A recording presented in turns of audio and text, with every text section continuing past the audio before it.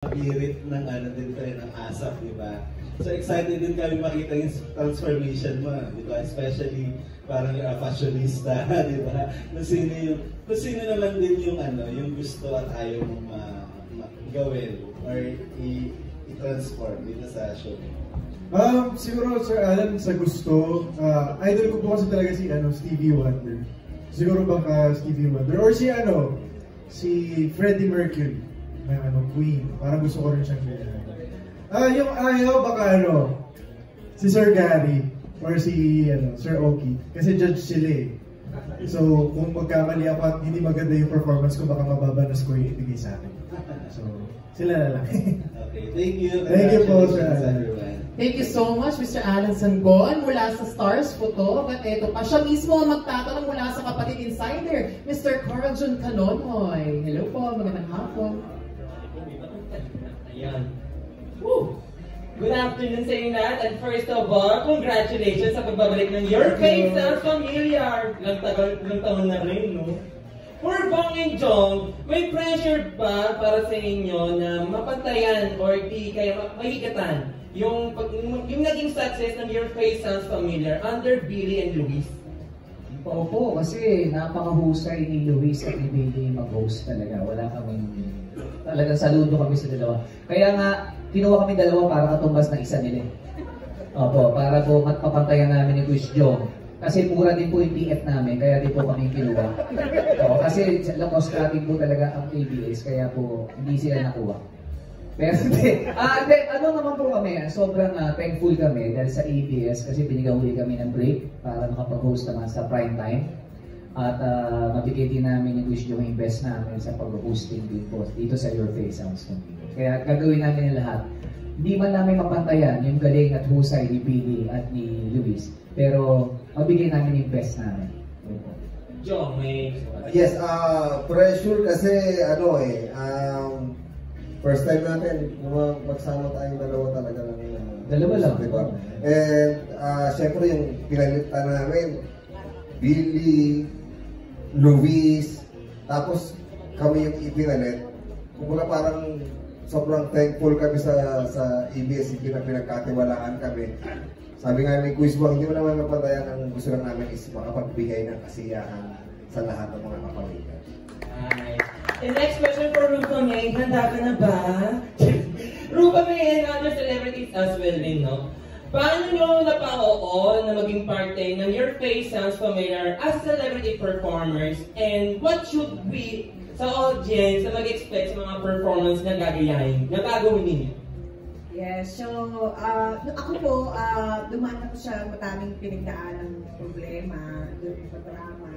Kaya sabi ko, gusto ko nang may gawin na maganda, malibang. Parang malibang ko kasi kailangan ko yun dahil para sa naglulok sa akin ng mag-ina, para mabibig ko din yung kaligayahan sa kanya, sa anak ko. So sabi ko, so siyempre, ang pinakamagagawa ko lang, di ba nag-showtime din ako, magpatawa ng magpasaya, habang ako rin sumasaya dahil masaya lahat. So, yun lang po yung gusto ko. Tapos nung nangyari na offer sa akin to, kung gusto ko daw mag-audition, sabi ko, maganda to kasi matagal din ako hindi nag-full blast sa showbiz. Kumbaga, kung may commercial, sulpot-sulpot lang.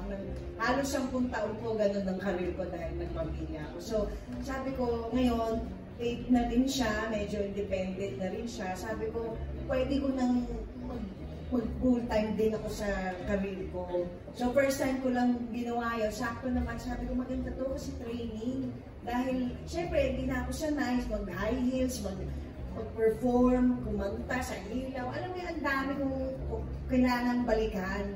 So, sabi ko, sakto to, para makapagsimula ako ulit, meron akong voice coach, kumanta no? Nag-perform ako. Pero yun nga ako, so sa rines naman ako, natanggap naman ako, kaya ginawa ko to. Yun po yung dahilan kung ba't ako para maging masaya. Pero totoo naman na nagkaroon po akong bagong pamilya dito po sa ABS-CBN. Kaya maraming salamat sa inyo. At saka parang first show din yata ako ito talaga na sa kanila na ganito. So, first time ko yung mag-contest. Ang hirap pala. Kasi kala ko, iba yung kakanta ka lang eh. Iba yung may judge, iba yung may sayaw, iba yung may kalaban, iba yung magagaling. At saka alam ko, kahit ano gawin ko yung boses ko, hindi naman magiging kapantay ng mga champion, di ba? Pero manda sila.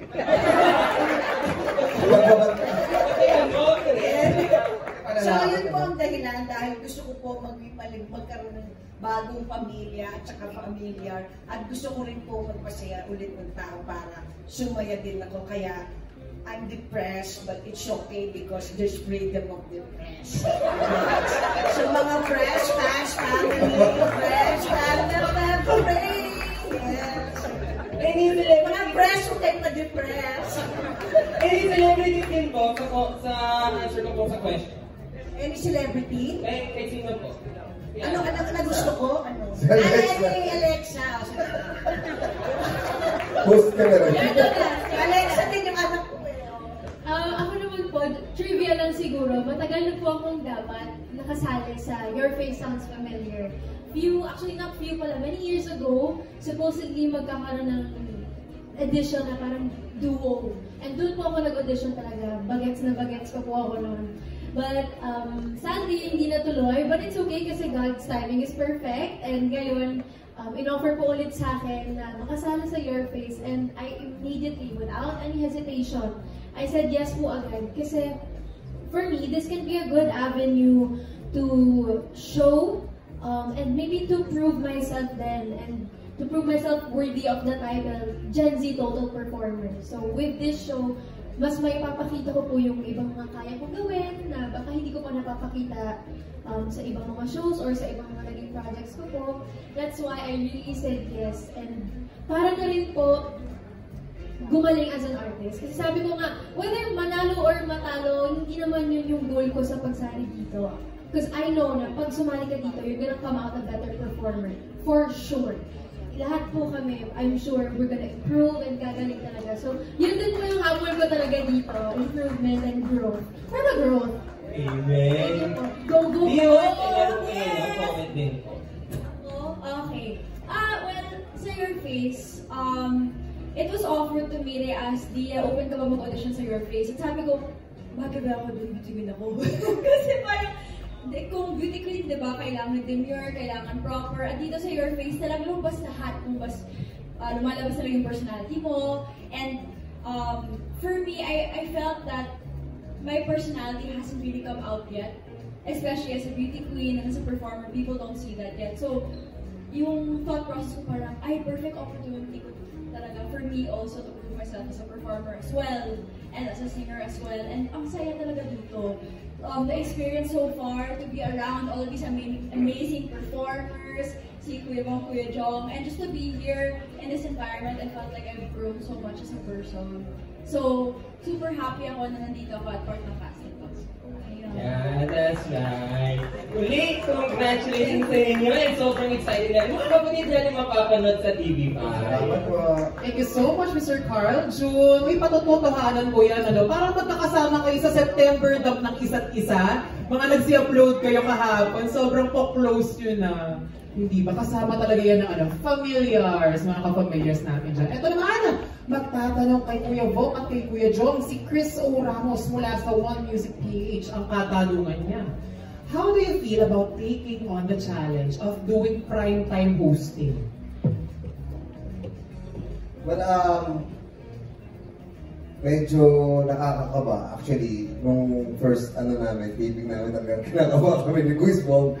So medyo may mga, mga bulol-bulol kami ng konti. But syempre, as a host, syempre kailangan namin gawin yung trabaho namin. And kami naman dalawa, kapag binigyan kami talaga ng work ni Bong as sa experience namin sa Street Boys, talagang ginagalingan namin, binibigay namin 100% namin. And talagang gumagawa kami ng sariling style namin sa host.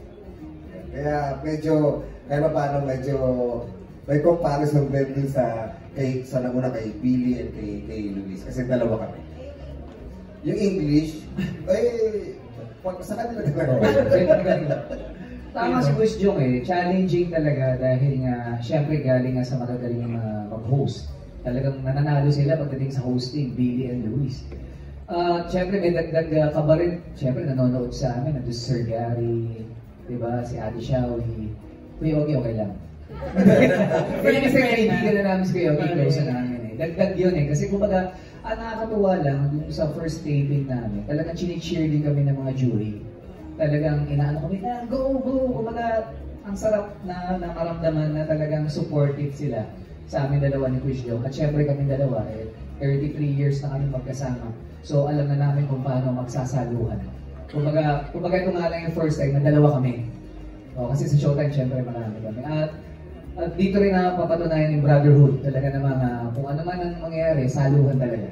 So yun. Yun talaga yung tulong dito ng Street Boys. Tsaka yung ginawa sa aming training ni Direk Chito, napakaganda. Kasi laging pag may bagong sayaw, may training, talagang puro challenges na ginagawa namin. Kumbaga nasanay na rin kami. At tinitake nyo ang lahat ng challenges na magkasama. Yes. At ano? Pasulong. Tama, pasulong. Correct, oo. Pero ito pa, may isa pa po siyang question. Noong bata pa kayo, did you often find yourself fantasizing about being a pop star? If yes, who would you often fantasize about being? English na English yung tanong ni Sir Chris Ramos. Parang kay Billy for yung tanong. Thank you for that wonderful question. Yes, But for me, I think... Wow, in English na Serious! Yay! Ano ba? Ako parang wala eh. As in, wala akong pangarap sa showbiz before. Isa lang akong tambay na rin talaga. Uy, grabe Kuya Joe! Theater actor ka, hindi lang dito sa Pilipinas, hindi ba nag-UK ka pa? Yes, pero nung bata ako, wala talaga, as in wala. Yung pagkasayaw, hindi ako marunong. Nung nagsimula ako sa Street Boy. Marunong ako tumambling, pero pinag-aralan ko na lang yung sayaw. Kaya medyo naging natuto ako. And then, acting, ano lang yan eh, si Spencer dapat dahil yung kukunin. Kaya lang, hindi siya pwede kasi may braces. So ako yung pinadala, nakapasa ako, and dire-diretso na. And then hosting, judge lang naman ako dati, and then naging host na talaga ako ng show. So, lahat na pagkakaaralan. Hindi ako naniniwala sa pinanganak ako na may talent. Pinanganak ko may talent na hindi. Lahat po na pag-aaralan. Kung talagang kaya natin, kung talagang gusto natin gawin, kaya natin gawin. Si Kuya Bo. Ako, naalala ko lang ng elementary, sobrang idol ko sa Michael Jackson. So, lagi ko dala yung cassette tape pa nun. Lagi kong dala yun, tapos nire-rewind ko yun sa pamagitan ng lapis, o kaya ballpen, ginagano mo yun. Tapos parang ready to play yun. One time, nagkaroon ng foundation day sa school ko ng elementary, sumali ako. Wala kasi representative ang grade 4, so ako yung pumilit na sumali. Dala ko yung cassette tape, finally nagamit ko. Na kung ano yung suot ko, yun na yun. Nanalo ko 3rd place as Michael Jackson. Oo. Tapos yun na yun. Parang yung dream ko na maging dancer, gusto ko magtuloy-tuloy. So yun yung naging ano ko, parang si Michael Jackson talaga. Kaya pag mayroon kaming sayo sa Street Boys, pag MJ ang tugtog, siya na mismo yung nasa unahan. Matik na yun. MJ Felipe. Hi Sir MJ! Grabe. At saka yung groove Kuya, dalang-dala mo hanggang ngayon, iba yung groove ng Bong Navarro, yung galaw. Mr. Suave. Oo. Salamat. Siya na yun. Diba? Thank you so much mga quiz. Pero ito naman may katanungan para sa Jamiel, kay Jarlo, kay Jason at kay Kuya Pepe. Mula pa rin kay Chris Ramos. Ang sabi niya, noong bata pa kayo, did you often find yourself fantasizing about being a pop star? If yes, who would you often fantasize about being? Sino mga pinipeg niyo sa buhay? Si Mariel. Ako, growing up po, Sarah G talaga. Nice. Siya yung napapanood ko, lalo na nung Little Big Star pa. Tapos siya yung host din doon. And then napanood ko rin yung mga, lalo rin yung mga movies niya. Ituin mo lang ng Ningning, yung panghagis niya na yung basta yung iconic ending nung ano niya, yung To Love You More. So yun, siya yung naging parang icon na nilook up ko talaga since I was the child. Ako naman po, si Sir Ogie talaga, at si Sir Martin Rivera. Hindi naman sa pangsisip-sip ni Sir. Sabi mo yun. Ano kayo parang naman na Sir Guy? Hindi naman po, pero kasi yun talaga yung naririnig ko talaga sa bahay namin na palaging tinutugtog, tas ballad talaga. So nagustuhan ko na din at kinakanta ko yung mga songs nila. Napakahuhusay ng dalawa. Yes, Idol natin yan hanggang ngayon. Si Jarlo, sino mga pinipeg mo, pina-fantasy mo? Ako naman po, mga boy bands natin. Mga Backstreet Boys, and Street Boys. Idols. Yeah. NSYNC, hindi po talaga. Wala akong specific na isang tao lang. But ever since, gusto ko po maging part ng isang boy band na kumakanta sa mga sayaw. So sobrang thankful po talaga ako sa opportunity na to. Kasi ever since, puro gitara and pagkanta lang. Now I can actually sing and be my idols. So yun, thank you po. Salamat. And be Jarlo Vasquez. Yes, of course, of course. Sarili mong tao. Si Jason D naman. Ako, like na-mention ko kanina, si Stevie Wonder, si Freddie Mercury, and also kasi ang genre ko talaga kasi is R&B. So, nakikinig ako sa mga music nila Usher, nila Leo, yun yung mga ano ko talaga, yung parang doon ko pinapattern yung style ko sa pagkanta, yung style ko sa pag-perform, mga Boyz II Men, mga ganun. Yun yung mga idol ko talaga dati. Soulful talaga ang mga amats mo. Si Kuya Pepe. Iba po kasi yung pinagpapantasan ko nung bata pa ako. Nabayad mo yung Iba yung fantasy ka. Share ko? Hindi, ako naman kasi basketball lang pinagpapantasan ko nung maging Michael Jordan. 1998, talagang pag tumitira ako sa basketball, sinisigaw ko, Michael Jordan. Yes. Kaya kwento mo sa amin, may mga poster ka, di ba? Ng Michael Jordan. Nasa CRT poster. May poster ako sa CRT ni Michael Jordan. Yung ano siya nag-model sa Portland Boy. Michael Jordan. Sorry ba siya?